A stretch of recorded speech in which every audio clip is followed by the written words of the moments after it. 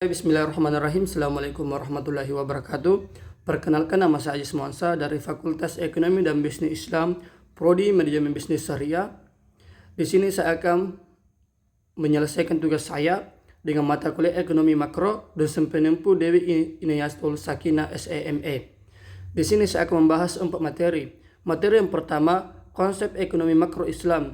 Jadi, ekonomi makro Islam mengatur kegiatan ekonomi secara menyeluruh berdasarkan prinsip syariah, fokus pada keadilan, distribusi kekayaan yang merata, keseimbangan antar kebutuhan dunia dan akhirat, serta menghindari riba, ghar, dan judi.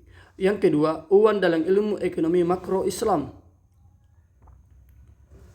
Uang bukan komoditas, melainkan alat tukar, tidak boleh diperdagangkan untuk mencari keuntungan, dan tidak boleh riba. Harus digunakan untuk mendukung aktivitas produktif dan transaksi yang halal. Yang ketiga, inflasi dan praktik Islam. Inflasi dipandang sebagai gangguan terhadap stabilitas ekonomi dan keadilan sosial. Islam menganjurkan mekanisme pasar yang adil dan pengawasan terhadap penimbungan, serta praktik monopoli untuk mencegah inflasi. Yang keempat, teori nilai tukar Islami. Nilai tukar dalam Islam harus mencerminkan nilai real tanpa spekulasi.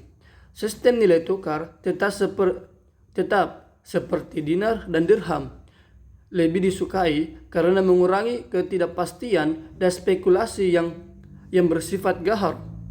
Yang kelima, kebijakan moneter Islam. Kebijakan moneter Islam adalah mengatur jumlah uang beredar tanpa riba. Instrumen moneter Islam meliputi zakat, ghar, dan pembayaran berbasis bagi hasil, mudharabah bukan suku bunga. Yang keenam, mode supply dan money. Permintaan uang dalam Islam dikaitkan dengan tujuan konsumsi halal dan ekspektasi produktif. Penawaran uang dikontrol melalui kebijakan syariah yang mendorong stabilitas dan keadilan, bukan eksploitasi bunga. Yang ketujuh, kebijakan fiskal Islami. Bersumber dari zakat, kharja dan isya, pengeluaran difokuskan pada kesejahteraan masyarakat, pemberdayaan kaum duafa, membangun infrastruktur, dan keadilan sosial. Ghar berdasarkan produktivitas. Ini adalah materi yang ke-8. Jadi, ghar adalah pajak atas tanah yang ditaklukkan dan tetap dimiliki oleh penduduk asli. Dalam sistem produktivitas besar, kasus diselesaikan dengan hasil panen produksi, bukan luas lahan, agar adil dan mendorong optimalisasi lahan. Yang kesembilan, pajak terhadap penawaran. Dalam ekonomi Islam, pajak tidak boleh membebani produksi. Pajak seperti ghar dan usyur harus mendorong produktivitas dan tidak menciptakan distorsi pasar yang memberatkan penawaran.